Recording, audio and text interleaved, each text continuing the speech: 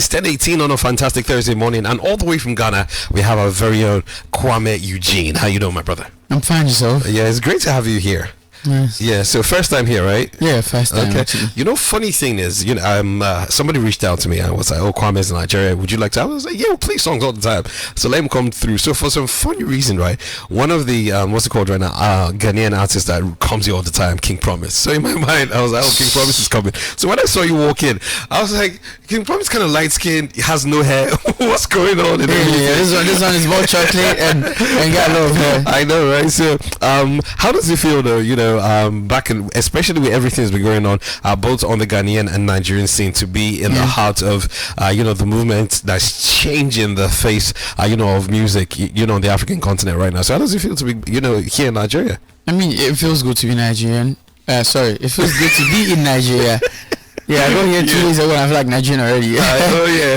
Yeah, so it feels good to be in Nigeria. I mean, the hospitality and the reception has been so fine so far. Yeah. And I love every movement. I mean, what the plan is going on. I know. Yeah. I know. But there's a whole lot that's happened since your career took off. I think the first time I heard of you was, I think in 2016, you were part of that big reality TV show. That's, MTN Hitmaker. Yep. I was like, okay, this boy's going to go places and everything. Then I saw you do a bunch of things. There was this Rapaholic thing that you were on alongside Sarkozy as well. Yeah. Then also, I think I saw you perform at the 61st Ghana Independent show at the O2 in London as well. Yeah, so you've been everywhere, stages in London, New York, and also I think was it PlayStation concert? Yeah, in New York, in the States. Yeah, sure. Then also you've had this collaboration with Ice Prince as well. So it seems like you've been exploring all angles as regards putting out the music and all of that. So far so good since 2016 all the way now. How would you say that journey has been though? I mean, it's been a smooth journey, I would say. It's been more fun and it's been more work related because that's all I've ever envisioned too. I mean, for it to happen to my life and it's coming together very well. I think it started from when I released Angela. Yeah. From Angela and had some few songs out there. Angela introduced me to the world. And it started with the UK shows to PlayStation and some few big features that I've done out there, like with regards to Love Wanting. And all these features went far, and I think that is the embodiment of Kuami Eugene so far at the moment. Yeah. So as it stands right now, I think one of my favorite songs of yours was the one with Kiddy. You guys had this synergy, Spiritual. Man. Oh my goodness, such a jam. Yeah. Then Oyima, I love the Oyima as well. Yeah. That's my mom's favorite actually. Really? Yeah. You see, we're on the same wavelength. Oyima means queen. Yeah. He's a Nigerian. Then you did Meji. So the funny thing, you have a way of, whenever you collaborate with Nigerian artists, you have a way of incorporating our local words into like the song title and all of that. So it's just easier to just market. Especially in the new market that you're breaking into right now. So you have a new song out right now. It's called Takeaway. Yeah. So does that form like a larger part of a body of work that you're putting out? Actually, I'm coming out with an EP. Okay. Coming September, and Takeaway is a single on the EP.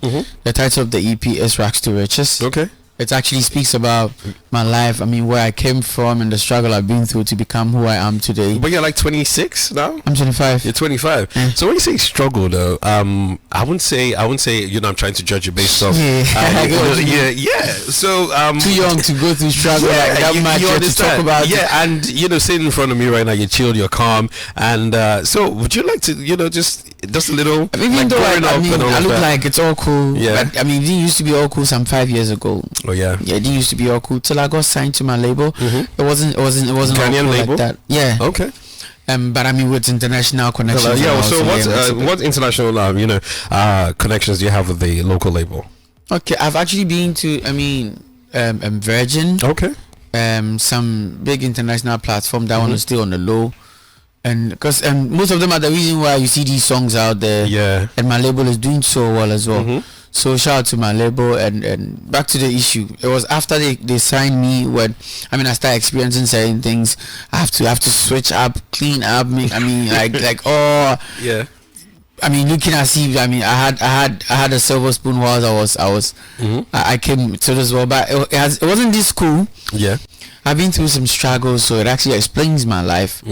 Even though I'm young, I didn't come from riches like that. So it makes that whole Kuami Eugene brand. Yeah, but I like how you're so introspective about it. You know, understanding where you're coming from. That's my story. Yeah. It's part and parcel of my story. And also, which is going to give you like, you know, a huge ladder towards where you're going in the future. So you've won a bunch of awards, especially in Ghana. And there's something I love about the Ghanaian music scene, how they consistently support their own, because your brand of music is Highlife. Yeah, I love Highlife. You know, sometimes I think like yesterday I was listening to Oliver the Coke, and it was had this. I love the melodies, like no worries kind of genre, and all of that. So with the recent flight of Afrobeats, especially on the African continent, does that put you on under any kind of pressure for you to be able to tweak your sound a little bit, for you to be able to tap into? No, I think I said this thing all the time. There's a thin line between Afrobeats and Highlife. Yeah, it's almost like it's almost the same. Yeah, because when you said that, because if Fela was doing Highlife, hold that thought. When you said that right now, I remember my thesis, my master's degree thesis was on Afrobeats. And when you look at the history or the evolution of Afrobeats, you understand, you see a lot of Highlife coming from there. Fela going to Ghana, Fela trying to understand what was going on the Ghanaian music scene, and also take it from genres like Highlife to incorporate into Afrobeat right now, because originally Afrobeat has the the chant, the repetition and everything, and you also see the same trappings in Highlife as well. So I want to say Highlife and Afrobeat is almost like arm and glove. Thank you. Highlife and Afrobeat is like Ghana and Nigeria. Thank you. Yes, like I mean, you can't tell the difference like that unless we start talking, or maybe we start putting some rhythms in there. Highlife is more of guitar. Yeah. That's the only thing. I mean, and now we're doing more guitar in Afrobeat. Yeah, true. So you can't tell the actual difference between Afrobeat and Highlife music, because I mean, they're two beautiful sounds, and I think what Afrobeat has actually done is, let's say Highlife probably gave birth to Afrobeat, and Afrobeat actually give birth to Afrobeats. And solidifies the whole African sound. Yeah. And I love the fact that the whole of Africa is jumping on one sound to make the world pay more attention to us. Yeah. And that is what Afrobeat is doing. So I always say shout outs to everyone out there pushing that Afrobeat agenda, because it's important. It's helping this generation and the next generation coming, because when it gets big, I didn't used to be like this some few years ago. And now we are getting the attention. We're doing the O2, we're doing the PlayStations like the whites are doing, and this is an amazing thing. This is what we've all wanted, and it's coming to pass. So I would say Highlife and Afrobeats, Ghana, Nigeria, it's a beautiful thing, and I think it's helping all of us. Okay, cool. So one thing I'd say every time is Ghanaian music, South African music, one thing that stands out, no matter the genre of music that you guys are doing, especially for the Ghanaians, if it's rap, if it's R&B, there's always that strong infusion of your local language inside. So Ghanaian music, when you hear any song from Ghana, it's unmistakable. I think one of the first Ghanaian artists I came across, growing up, was Batman Samini. And as soon as I heard Batman Samini, I was like, oh, that's a Ghanaian song.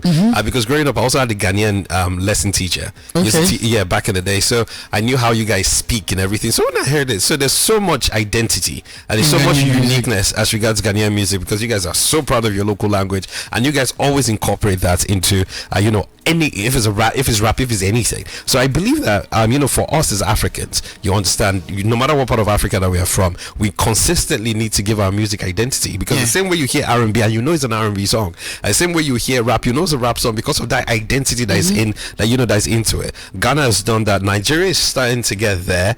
South Africans have cracked it. You understand, East Africans have cracked it. So I think us on the West African side right now, we consistently need to just put our identity, put our language, more of our identity. I think Ghana is known for that, because we have some love for our culture that sometimes you don't even care about what's going on in the world. I mean, it's an English speaking country, and if you come there, we don't even speak broken English like that. Our proper language, I mean, the official language is Twi. It's Twi, and we have a lot of dialects there, a lot of tribes over there, but we all love the local dialects. We love the Twi so much, and trust me, there are beautiful schools in Ghana. They speak good English. They all have their degrees and masters, but they'll come home and speak Twi. And it reflects in our music. It's our TV stations, whatever we do. It's all about Ghana for us, and we take Ghana Independence Day so special. I know. It's personal to us. Everywhere in the world. You remember homecoming when we did this Ghana? I mean, patriotism in Ghana is like they take it too personal sometimes, and it's one beautiful thing about us, because if you let go of your roots, the people forget about you. That's the culture in Ghana. So if you start doing music so much, maybe you put more broken English or more English that you forget to add a little bit of local dialect, trust me, they'll move on to the one who's singing the local one. Yeah, true. Because it's just like that for them. Yeah. So as it stands right now, it's 2022. We've had 2 years of a pandemic. A lot of people still think it's 1 year, 2020, 2021. So for you right now, what's your plan for the rest of the year? You know, what have you put in place as regards what you plan to achieve and how you plan to take the year?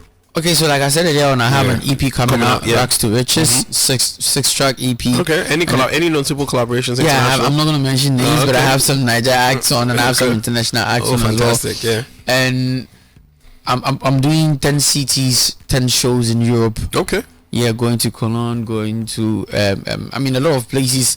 We'll be to Germany, we'll to Amsterdam, Italy. I mean, to have fun with the fans, because we had our show at the O2 just this March. Yeah. We did good, the place was full, and now we're getting demands from the European side, and we're getting some from the States as well. So we're doing one after the other. So 10 cities, 10 shows. Yeah. And that is it for the year. Okay, cool. So it seems like you're on a fantastic trajectory right now. You understand, you know, the core of the music, you know where the fans are, and you're doing everything right as regards, you know, putting out the right music and also connecting to the people that want to actually listen to the music. I think the new world is just making it easier. Now that we have TikTok, and everything, and Facebook, YouTube, that is connecting everybody, makes it more easier. It's not like Okay, so this song we're about to play right now is called Takeaway.